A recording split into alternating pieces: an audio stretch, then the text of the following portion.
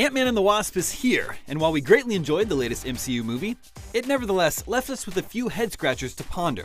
From what it sets up for Avengers 4 to certain characters' fates, there were a lot of developments in this Marvel sequel that made us wonder what happens next in the MCU.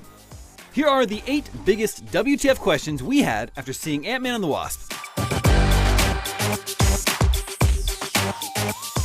The end of Ant-Man and the Wasp finds Scott Lang marooned in the quantum realm because Thanos' finger snap killed Hank, Hope, and Janet back on Earth. They were his lifeline to getting out of the quantum realm in a short period of time after collecting energy samples from them to help continue Ghost's treatment.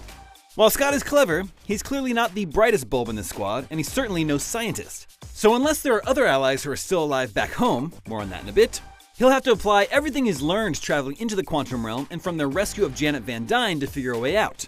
Mind you, he still has no idea what happened to his friends, but surely he saw the news about the Black Order attacking Manhattan before he jumped into the quantum realm, so expect him to have plenty of questions and feelings about why he was seemingly abandoned.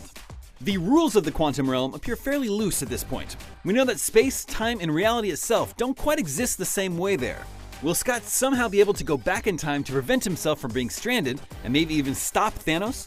Or will he find some alternate dimension or version of home to travel to? If escaping the quantum realm was that easy, and especially for a relative nitwit like Scott, then a brainiac like Janet wouldn't have been trapped there for decades. As Janet explained to Hank during their return trip, the quantum realm has changed her so that she has evolved and gained new powers as a result of her decades in the quantum realm. Ghost's whole body was altered due to a momentary exposure to quantum energy. What will any sort of prolonged stay do to Scott then? Will he gain the same sort of healing powers Janet did? And will these powers, coupled with his size-altering suit, prove to be a key to helping the surviving Avengers defeat Thanos in Avengers 4? No sooner had Janet Van Dyne finally returned than she was gone again, so it was never made clear just what the extent of her quantum realm-generated powers were. We saw that she could help heal Ghost of her phasing affliction, but seeing as how the quantum realm also affects time, space, and reality, then what else exactly can Janet do?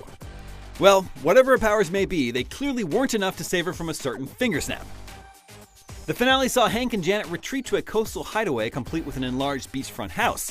Remember, Hank and Hope are still fugitives due to the Sokovia Accords, so why would Hank and Janet ditch their well-earned stay in paradise and return to San Francisco to conduct quantum realm experiments? Why not just have Scott and/or Ghost meet them in whatever safe haven they'd escaped to, rather than risk recapture returning to the same city they were arrested in? Lewis's van can't really be that integral to having a smaller quantum tunnel, can it? Why are they doing quantum tests while Thanos is attacking Earth anyway? Why are they unaware of what's happening in the world? Thanos' Black Order attacked Manhattan, an event just recently broadcast around the world, and then Wakanda.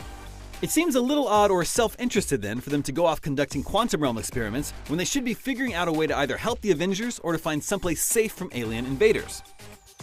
If he's still alive, then Lewis, in particular, might know where Scott and the Pyms were at the time of their disappearance since they were using his van. He could arrive and hear Scott over the radio. It would then be up to Lewis, with Scott's verbal guidance, to figure out how to bring him home.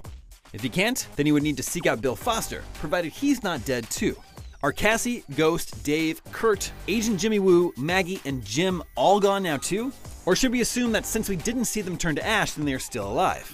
After all, Thanos' finger snap only wipes out half of existence, so some other familiar faces are surely still around. The post-credits scene revealed that Scott and the Pyms were conducting a mission into the quantum realm in order to gather more energy samples to continue Ghost/Ava's treatments. But does this mean she no longer has any ability to phase? That she's completely depowered now? Or can she, with Janet's help and her containment suit, simply better control her phasing powers?